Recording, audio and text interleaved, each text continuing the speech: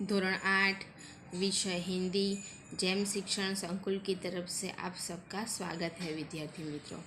आप सबको नए साल का साल मुबारक, हैप्पी न्यू ईयर। कैसे हो आप सब? घर पे अच्छे हो ना? तो आज हम अपना ऑनलाइन जो पढ़ना है आज अब हम शुरू करेंगे। तो आपका धोरण कक्षा 8वीं और विद्यार्थी मित्रों, आपका जो द्वितीय सत्र शुरू हो गया है। तो हम आपका द्वितीय सत्र में आपकी जो हिंदी की पाठ्य पुस्तक है उसमें पहला है पत्र एवं डायरी, यानी कि पत्र व्यवहार कहाँ कैसे लिखते हैं, डायरी भी हम क्यों बनाते हैं, डायरी में क्या लिखते हैं, वो सब हम आज सीखेंगे। तो हम आज क्या पढ़ेंगे पत्र एवं डायरी। तो आज हम पत्र के बारे में सीखेंगे और उसके बाद में डायरी के बारे में। आज हमें पता चलना चाहिए कि पत्र कहाँ कैसे लिखते हैं। तो आपको आप 7वीं कक्षा में, 6वीं कक्षा में पत्र आपको मालूम है कि पत्र कैसे लिखते हैं। तो आज हम पत्र के बारे में आगे सीखेंगे। पत्र क्या। और विद्यार्थी मित्रों, आपकी जो ऐसे 1 की जो एग्ज़ाम हो गई थी, ख़त्म हो गई थी, जो वो एग्ज़ाम में आप सब लोग विद्यार्थी मित्रों नया प्रश्न नए पेज पर लिखो। कई विद्यार्थी मित्रों ने ऐसा किया है कि प्रश्न 1 ख़त्म हो गया, उसके नीचे ही प्रश्न नंबर 2, प्रश्न नंबर 3 ऐसे लिखते हो। ऐसे नहीं लिखो। प्रश्न नंबर 1 लिखो, उसके नीचे थोड़ी जगह हो तो छोड़ दो, आधा पेज हो तो छोड़ दो, नया प्रश्न नया पेज पर लिखो, बड़े अक्षर से हेडिंग लिखो और अच्छी तरह से लिखो। अब आपको मालूम होना चाहिए कि पेपर कैसे लिखते हैं। अब आपको नहीं समझाना पड़ता, क्योंकि आपको मालूम है। तो भी कई बच्चों ने ऐसा पेपर लिखा है ना कि हमें पता ही नहीं चलता कि कौन सा प्रश्न कहाँ लिखा है। नहीं प्रश्न के नंबर सही डाले हैं कि नहीं, प्रश्न न जो नया प्रश्न आता है उसका नए पेज पर नहीं लिखा, सब मिक्स कर देते हैं जो आपको वो तो मालूम होना चाहिए कि नया प्रश्न नए पेज पर लिखना है। तो अब आगे से कोई भी गलती नहीं करेंगे और अच्छे अक्षर निकालो, सही ही दिल से लिखो आप विद्यार्थी मित्रों। और चलो अब हम आगे पढ़ेंगे पत्र। तो पत्र हम किसको लिखते हैं? पत्र हम संबंधी को, मित्र को, परिवारजनों को, अधिकारियों को पत्र लिखते हैं। पत्र लिखने से और उन तक पहुंचाने से हमारे संबंध कैसे होते हैं? अच्छे होते हैं। तो आजकल पत्र का कोई उपयोग नहीं करता है। हमको मालूम है आज पत्र की जगह कौन सा आ गया है? टेलीफोन, टेलीग्राम, तार, इंटरनेट, ईमेल, मोबाइल, ये सब आ गया है। अब तो ईमेल ही सबसे ज़्यादा यूज़ करते हैं। और पत्र में पहले तो पत्र हम लिखते, पोस्ट ऑफिस में डालने के लिए जाते और डाकिया घर पे आता, पत्र लेकर आता और कई दिन जाते। अभी तो ईमेल में लिखा और अब तुरंत उसको पहुंच गया। तो अभी हमारा काम करने का जो समय है कैसा हो गया है? एकदम फास्ट हो गया है। अभी हमें किसी भी की राह देखनी नहीं पड़ती है। तो कैसे कि अब हम पत्र का जो था, तो अब पत्र की जगह किसने ले ली है? ईमेल, इंटरनेट, मोबाइल आदि द्वारा भी यह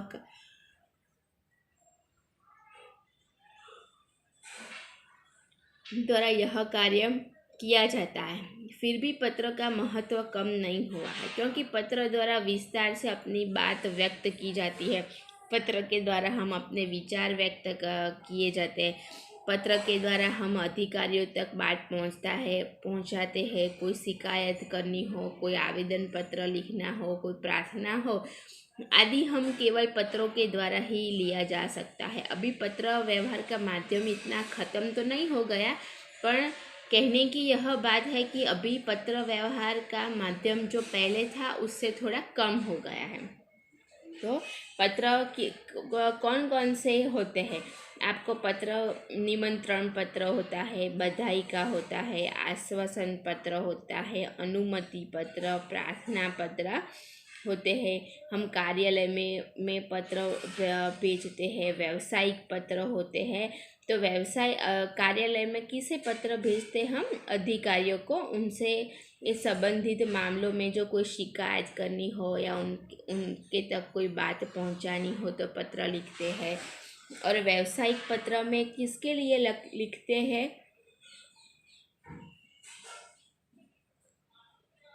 कि यह पत्र किसी व्यापारी से उससे संबंधित कोई वस्तु मंगानी हो या उसके व्यवसाय के बारे में कुछ पूछना हो, जानना हो, तो हम पत्र लिखते हैं। तो ये था पत्र के बारे में। तो हम आज पहला पत्र है जो निमंत्रण पत्र। तो निमंत्रण तो कई प्रकार के होते हैं। जन्मदिन का निमंत्रण होता है, शादी का होता है और कई प्रकार के निमंत्रण होते हैं। तो आज हम कहाँ ये जन्मदिन का आपको मालूम है आपके घर पे निमंत्रण पत्र आते हैं तो कई अलग अलग प्रकार के निमंत्रण आते हैं, वो आपको मालूम है। तो आज हमारा पहला पत्र है निमंत्रण पत्र। पहले हम विद्यार्थी मित्रों एड्रेस कहाँ पे लिखते थे? हमारे राइट साइड में लिखते थे। अभी राइट साइड लिखो या लेफ्ट साइड लिखो, कोई भी साइड आप लिख सकते हो। तो जो साइड राइट साइड लिखो तो नीचे भी राइट साइड भी लिखना, और लेफ़्ट साइड लिखो तो नीचे का भी लेफ़्ट साइड ही लिखना। तो चलो, अब आज हम जन्मदिन के अवसर पर उपस्थित रहने के लिए मित्र को निमंत्रण पत्र। जन्मदिन है तो हम जन्मदिन पर हमारे दोस्तों को बुलाते हैं, हमारे कुछ सगे संबंधी होते हैं उनको भी, रिश्तेदारों को बुलाते हैं। तो उनको हम क्या लिखेंगे, कैसे बुलाएंगे? तो आज हम उसके बारे में आपको बताएंगे। तो आज हम ये जन्मदिन का जो निमंत्रण पत्र है, पहले तो एड्रेस लिखा है 19 बुद्धनगर सोसाइटी, लिम्बायत, सूरत, 8 अगस्त 2011। प्रिय मित्र स्नेहल, सप्रेम, स्मरण। देखो कैसे लिखा है और कौन सा हिंदी में जो वाक्य पूरा होता है ना, उसके पीछे क्या करते हैं? देखो, सब वाक्य खत्म हो जाता है ना, उसके पीछे लिटी करते हैं। और गुजराती में हम जो पूर्ण विराम करते हैं, अल्प विराम करते हैं, ऐसे हिंदी में भी क्या करते हैं? वाक्य पूरा हो जाता है ना, तो सरल भाषा में आपको मैं समझा दूँ, लिटी करते हैं। तो क्या बोलते हैं? जहाँ सप्रेम स्मरण लिखा है उसके नीचे ही तुरंत लिखना शुरू करना होता है। तो तुम्हें यह जानकर खुशी होगी कि अगले रविवार को मेरा जन्मदिन है। तो इस बार तो छुट्टी के दिन ही मेरा जन्मदिन है, इसीलिए मैं अपने सभी मित्रों को बुलाना चाहता हूँ और उन सब को आज निमंत्रण भेज रहा हूँ। तुम जानते ही हो कि सालगिरह का दिन कितने आनंद का होता है। उस दिन हमारे कई रिश्तेदार भी यहाँ आएंगे। बिपिन, साजिद, प्रशांत, सानिया आदि सब अवश्य आएंगे। मैं चाहता हूँ कि तुम भी उस दिन यहाँ ज़रूर आओ। तुम यदि नहीं आओगे तो हम सबको बुरा लगेगा। हम तो उस दिन सारा समय आनंद में बिताना चाहते हैं। दिन भर भोजन, जलसा, खेल आदि होगा और रात को सिनेमा देखने भी जाएंगे। तो मुझे आशा है कि तुम इस अवसर पर तुम ज़रूर आओगे और मेरे उत्साह और आनंद को बढ़ाओगे। तो ऐसा अपने मित्र को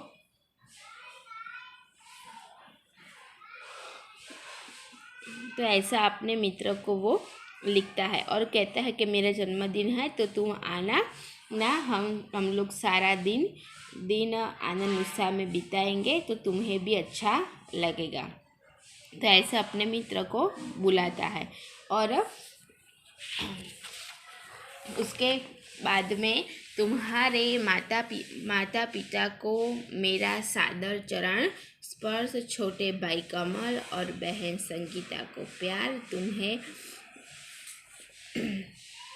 तुम्हारे रे आगमन की प्रतीक्षा करूँगा, तुम्हारा मित्र साहिल शाह। बराबर। तो आपने देखा ना कि लेफ्ट साइड में एड्रेस लिखा था, तो नीचे भी कैसे लिखा है, लेफ्ट साइड में ही लिखा है। आप जो राइट साइड में एड्रेस लिखो ना, तो नीचे का भी राइट साइड में ही लिखना। तो आप एक बार ध्यान से देख लेना कि कैसे लिखना है। और उसके बाद में है उसके शब्दार्थ। रिश्तेदार यानी कि सगे संबंधी, उपस्थित यानी कि हाजिर, आगमन यानी कि आना। उसके बाद आता है बधाई का पत्र। वो जन्मदिन पर आने का, और किसी की सालगिरह हो, किसी की मैरिज एनिवर्सरी हो या कुछ भी हो, कोई अच्छा काम किया हो तो हम देते हैं ना, उसको बधाई देते हैं। किसी का 10th या 12वीं कक्षा में किसी के अच्छे मार्क्स आए हो, परसेंटेज अच्छे आए हो, तो भी हम उसको बधाई देते हैं। जन्मदिन की देते हैं, मैरिज एनिवर्सरी की देते हैं, कई तरह की बधाइयाँ देते हैं। तो ये बधाई का पत्र है। तो सुनिए आप, कौन सा है, सालगिरह पर। ये सालगिरह पर गिरह यानी कि जन्मदिन पर। तो कि शांति सदन, रावपुरा, बड़ोदरा, 10 अगस्त 2011। प्रिय मित्र साहिल, सप्रेम स्मरण। आपको जो आप सरनामा लिखते हैं ना उसमें आपको जो सरनामा लिखो ना, वो सही तरह से लिखना ना, आधा ऊपर आधा नीचे ऐसा नहीं। देखो कैसे सही लिखा है। आप भी ऐसे अक्षर के नीचे पहला जो अक्षर जहाँ से शुरू करते हैं ना, तो दूसरी लाइन में वहाँ से ही शुरू करना है। जो सरनामा लिखता है ना, वो कैसे आए, सही तरह से अच्छा दिखाई दे और अच्छा लिखना। तो कल ही तुम्हारा पत्र मिला तो हम सब बहुत खुश हुए। तुम्हारी सालगिरह पर तुम्हारा निमंत्रण भी मिला, और यह जानकर विशेष प्रसन्नता हुई कि कल की तुम्हारी सालगिरह है। इधर माँ कुछ दिनों से बीमार रहती है, और पिताजी को तो सुबह 10 बजे का दफ्तर जाना पड़ता है। दर्शना को भी सुबह स्कूल जाना पड़ता है, और वह तो है भी छोटी। इसी का कारण બોજ મુજ પર ही है। એટલે કે છે કે એની મા બીમાર છે, એના પિતાજીને ઓફિસ જવાનું હોય છે, એની બેનને સ્કૂલ જવાનું હોય છે, અને કે જેની બેન બહુ નાની છે અને બધી ઘરની જવાબદારી કોના ઉપર છે, એના ઉપર છે। એટલે કારણ દર્શાવે છે, આવી નથી શકતો, પણ એ કારણ દર્શાવે છે કે આ કારણથી હું નથી આવી શકવાનો। तो अब तुम ही कहो, यह सारा बोझ किसको सौंप कर तुमसे आ मिलूं। मेरे दिल में तो बहुत होता है कि इस शुभ अवसर पर उड़कर तुम्हारे पास आ जाऊं, परंतु घर की स्थिति का विचार करके विवश हो जाता हूँ, और मन करते हुए भी नहीं आ सकता। એટલે કે મારે આવું હોય છે, પણ હું ઘરની પરિસ્થિતિ એવી છે કે હું કેવી રીતે આવું। तो કહે છે કે એના કારણે હું આવી શકતો નથી। अब तुम तो अब 1 साल बड़े हो गए हो, इस अवसर पर मैं तुम्हें बधाई क्यों ना दूँ। मैं चाहता हूँ कि बार बार तुम्हारी सालगिरह आया करे और हमें खुशियाँ मनाने का मौका मिला। એટલે તો એ કહે છે કે હું તને આવી નથી શકતો, પણ તને શું કરું છું, હું મુબારકબાદ એટલે કે આપું છું, અભિનંદન આપે છે એને સાલગીરાના, એટલે કે એનો જન્મદિવસની એની બધાઈ આપે છે। તો કહે છે કે તું હવે મારા કરતાં 1 વર્ષ મોટો થઈ ગયો છે। તો કહે છે કે આ તારા અવસર ઉપર इस मंगल अवसर पर उपस्थित न रहते सकते हुए भी मेरे दिल में तुम्हारे लिए शुभकामना। એટલે કે હું આ તારા જન્મદિવસ ઉપર આવી શકું એમ નથી, તો હું તારા માટે છે ને હું તને શુભકામના પાઠવું છું। मैं चाहता हूँ कि ईश्वर तुम्हें चिरंजीवी रखे। એટલે કે હું ભગવાનને પ્રાર્થના કરું કે ભગવાન તને શું કરે, સારું આયુષ્ય આપે, और तुम्हारा नया वर्ष शुभदायी हो। એટલે કે ભગવાન તને લાંબુ આયુષ્ય આપે અને તારું નવું વર્ષ સારું રહે। तुम्हारा मित्र स्नेहल। देखो विद्यार्थी मित्रों, ઉપર જે તમે લોકો નામ લખો પ્રિય મિત્ર, એનું નામ નીચે ના આવવું જોઈએ। જે મિત્રને ઉપર લખતા હોય એનું નામ અને નીચે તમારું નામ આવે, છોકરો હોય કે છોકરી હોય, બરાબર. છોકરાઓ હોય તો એમનું નામ લખે, છોકરી હોય તો એમનું નામ લખે. ઘણા ઉપરને નીચે સેમ નામ લખી દેતા હોય છે, એવી ભૂલ નહીં કરવાની. આપણે બીજાને લખીએ છીએ તો એનું નામ ઉપર આવે અને નીચે તુમ્હારા મિત્ર, એટલે કે તમે લખો છો તો તમારું નામ નીચે આવે. और उसके बाद में क्या है, शब्दार्थ. सालगिरह यानी कि जन्मदिन, दफ्तर यानी कि कार्यालय, मंगल यानी कि शुभ, विवश यानी कि बेबस, चिरंजीव यानी कि दीर्घायु. ये 2 पत्र थे, बधाई पत्र और निमंत्रण पत्र. उसके बाद में आते हैं आश्वासन पत्र. नेक्स्ट लेक्चर में मैं आपको आश्वासन पत्र समझाऊंगी. और तब तक क्या करोगे आप घर पे होमवर्क में, ये दोनों पत्र है 2-3 बार पढ़ना और उसके जो शब्दार्थ है वो भी तैयार करना. पत्र कौन कौन से लिखने हैं नोटबुक में मैं आपको बाद में बता दूंगी. अब ये दोनों पत्र लिखना नहीं है, सिर्फ समझना है.